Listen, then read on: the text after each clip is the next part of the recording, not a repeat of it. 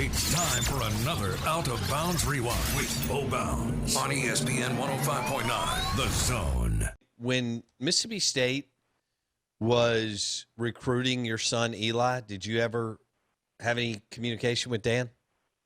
Oh yeah, man. I tell you, it's a great story. So Deshae Townsend had sent word, and of course Eli was in ninth grade at that time, that he'd like for Eli to come down and catch a spring practice.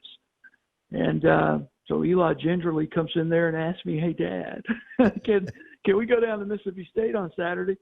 And he explained to me that Coach Townsend had sent word that he wanted him down there.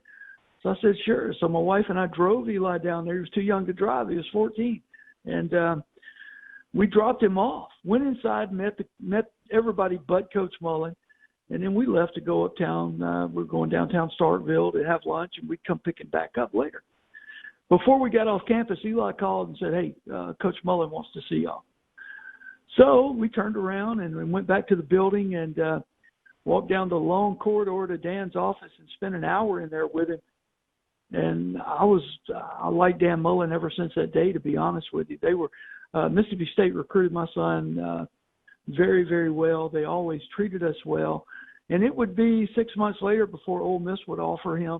And we spent a lot of time down at Mississippi State in that interim. And even after the fact, Eli would go down there. But Dan did a heck of a job recruiting Eli. So did John Hevesy and Deshae Townsend at the time. And they were his first offer.